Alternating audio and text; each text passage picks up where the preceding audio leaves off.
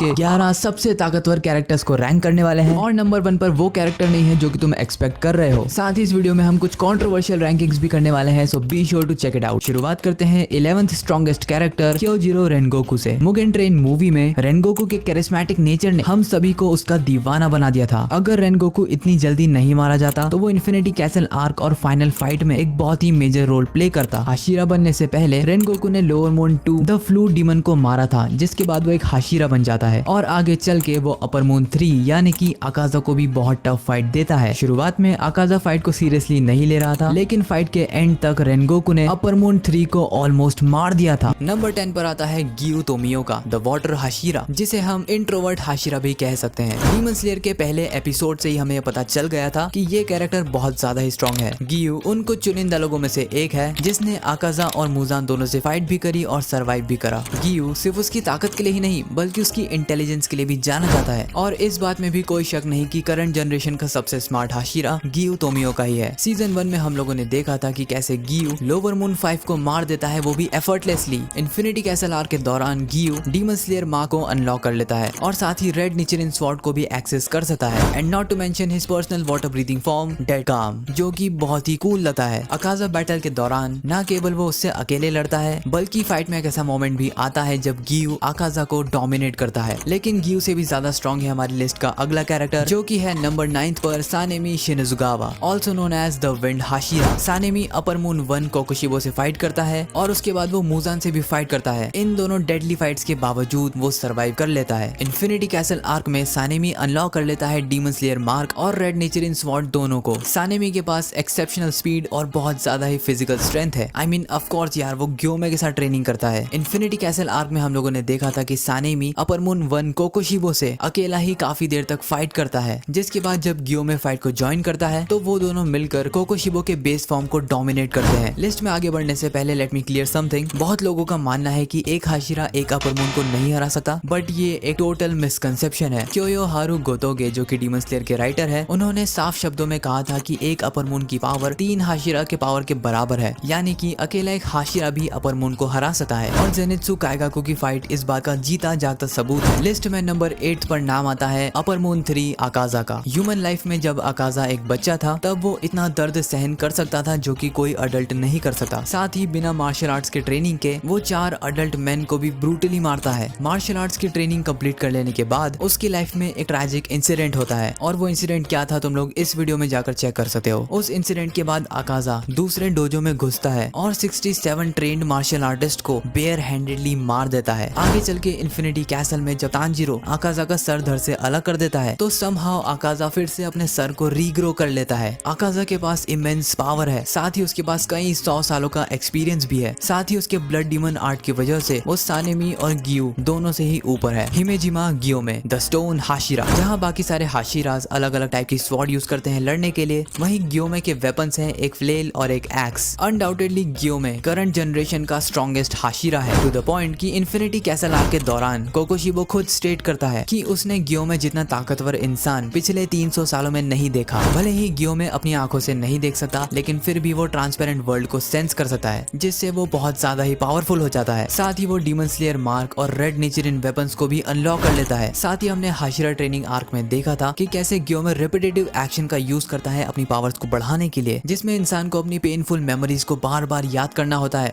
और उसी के थ्रू इंसान की पावर्स मैक्सिमम लेवल पर पहुंच जाती है। अगर आकाजा और गियोमे की फाइट हो तो बहुत ज्यादा चांसेस हैं कि गियोमे इस फाइट को जीत जाए, लेकिन गियोमे हमारी लिस्ट में अगले कैरेक्टर को नहीं हरा सकता, जो कि है upper moon 2 Doma. In terms of physical power Doma Akaza से भी ज्यादा ताकतवर है। साथ ही उसका ब्लड डीमन आर्ट है आइस मैनिपुलेशन, जो कि बहुत ही स्ट्रॉन्ग पावर है। इन्फिनिटी कैसल आर्क में हम लोग देखते हैं कि वो शिनोबू को बिना किसी एफर्ट के मार देता है, बिल्कुल वैसे ही जैसे उसने शिनोबू की बड़ी बहन को मार दिया था, जिसके बाद वो इनोस्के और कानाओ दोनों को ही एक साथ हरा देता है एफर्टलेसली। और स्टोरी में इस पॉइंट तक वो दोनों ही हाशिरा लेवल पहुंच चुके थे। अगर तुमने मेरी ये वाली वीडियो देखी है तो तुम्हें डोमा का पूरा पास्ट पता होगा कि कैसे वो बचपन से ही एक ओल्ड हार्टेड बच्चा रहा है, जिसके पेरेंट्स उसके सामने लड़कर मर जाते हैं, लेकिन उसे कोई फर्क नहीं पड़ता। अगर शिनोबू का पॉइजन डोमा को नहीं मारता तो हम उसका फुल पोटेंशियल देख पाते, which is of course greater than Gyomei, लेकिन वो हमारे अगले कैरेक्टर से ज्यादा स्ट्रॉन्ग नहीं है। नंबर 5 पर आता है अपर मून 1 कोकोशिबो, जो कि obviously one of the strongest character है सीरीज का, क्योंकि वो रियल भाई है द गॉड हिमसेल्फ योरीची का। डीमन बनने से पहले कोकोशिबो बहुत ही स्ट्रॉन्ग डीमन स्लेयर था जिसने अपना मार्क भी अनलॉक कर लिया था। तो अब कोकोशिबो के पास पावर्स का भंडार है। उसके पास डीमन स्लेयर मार्क है, ट्रांसपेरेंट वर्ल्ड वो एक्सेस कर सकता है और वो मास्टर है second strongest breathing moon breathing का। और इस सब के अलावा वो ब्लड डीमन आर्ट को भी एक्सेस कर सकता है। अपने 500 साल के डीमन करियर में न जाने कितने डीमन स्लेयर को उसने मारा है। साथ ही उसके पास मुजान का सबसे ज्यादा ब्लड है क्योंकि इतना सारा ब्लड सिर्फ कोकोशिबो ही हैंडल कर सकता है। कोकोशिबो इतना ज्यादा पावरफुल है कि डोमा और अकाजा साथ मिलकर भी कोकोशिबो को नहीं हरा सकते। गेन्या, सानेमी, मोइचिरो और गियोमे सभी लोग साथ मिलकर कोकोशिबो से फाइट कर रहे थे लेकिन फिर भी वो उसे नहीं हरा पा रहे थे। अगर एंड में कोकोशिबो खुद से हार नहीं मानता तो वो इन चारों डीमन स्लेयर्स को मार देता, लेकिन कोकोशिबो नहीं हरा सकता नंबर 4 मुजान किबुत्सुजी को, the creator of demons himself. Muzan सबसे पहला डीमन तो था ही, साथ ही वो बहुत ज्यादा पावरफुल भी है। वो किसी भी जिंदा चीज को अपने अंदर एब्जॉर्ब कर सकता है जैसा कि हमने सीजन 4 के एंड में देखा। साथ ही मुजान के फाइनल फॉर्म में उसकी पीठ पर 8 टेंटेकल्स आ जाते हैं जिनके अंदर बहुत ही डेडली पॉइजन भरा हुआ है। साथ ही मुजान के पास अब तक की सबसे बेहतर रीजनरेशन एबिलिटी भी है जैसा कि हमने सनराइज काउंटडाउन आर्क में देखा था। जब ओबेरॉय ने उसके गले पर हमला करा था, उसके गले को स्लाइस करते ही वो इतनी जल्दी हील हो जाता है मानो जैसे कुछ हुआ ही ना हो। मुजान अपने ब्लड डीमन आर्ट से कुछ भी कर सकता है, लिटरली कुछ भी। साथ ही उसके पास कमाल की शेप शिफ्टिंग एबिलिटीज भी है। मुजान इतना ज्यादा स्ट्रॉन्ग है कि सभी अपर मून्स मिलकर भी मुजान को नहीं हरा सकते। उसे सिर्फ 2 ही चीजें मार सकती है, या तो सनलाइट या तो योरुइची। जिसके बाद नंबर 3 पे आता है demon king Tanjiro. Final battle के एंड में मुजान जब मरने ही वाला था तब वो तांजीरो को अपना सारा बचा हुआ ब्लड ट्रांसफर कर देता है जिससे तांजीरो एक डीमन बन जाता है। लेकिन डीमन फॉर्म में तांजीरो सनलाइट को भी कॉन्कर कर लेता है और बन जाता है डीमन किंग तांजीरो, जो कि ऑब्वियसली मुजान से भी ज्यादा स्ट्रॉन्ग है। अब तांजीरो के इस फॉर्म के पास डीमन स्लेयर यूनिवर्स की सारी एबिलिटीज हैं जैसे कि demon slayer mark, red nature in sword, transparent world, selfless state, blood demon art, sun breathing. यहाँ तक कि ये भी कंफर्म नहीं है कि डीमन तांजीरो मारा भी जा सकता है या नहीं क्योंकि अब सनलाइट का भी उस पर कोई असर नहीं हो रहा है। लेकिन इस यूनिवर्स में एक व्यक्ति है जो कि डीमन किंग तांजीरो को हरा सकता है और तुम लोगों ने बिल्कुल सही गेस करा। वो व्यक्ति है लिस्ट पर number 2 Yoriichi Tsugikuni, the literal god of demon slayers. Yoriichi वो व्यक्ति है जिसने ब्रीदिंग स्टाइल्स का इन्वेंशन करा और वो फर्स्ट यूजर है सन ब्रीदिंग का, जो कि सबसे स्ट्रॉन्ग ब्रीदिंग स्टाइल है। योरिची के पास बचपन से ही डीमन स्लेयर मार था और बचपन से ही वो ट्रांसपेरेंट वर्ल्ड में देख सकता था। साथ ही उसके पास सेल्फलेस स्टेट भी है और उसने रेड नेचर इन स्वॉर्ड को भी अनलॉक कर लिया था जब उसने मुजान से फाइट करी थी। जब वो पहली बार मुजान को फेस करता है तब मुजान अपनी सारी ताकत लगा देता है सिर्फ वहां से भागने के लिए। तो तुम अंदाजा लगा सकते हो कि योरिची कितना ज्यादा स्ट्रॉन्ग कैरेक्टर है। जब वो 80 साल से भी ज्यादा का हो चुका था तब उसकी मुलाकात होती है उसके खुद के भाई कोकोशिबो से, जो कि अब एक डीमन बन चुका था और वो भी अपर मून 1। इतना बूढ़ा हो जाने के बाद भी योरिची एफर्टलेसली एक स्ट्राइक में कोकोशिबो को ऑलमोस्ट मार देता है, लेकिन इससे पहले वो दूसरा अटैक कर पाता उसकी खुद की मौत हो जाती है। लेकिन जो कैरेक्टर हमारी लिस्ट में नंबर 1 पे है वो योरिची को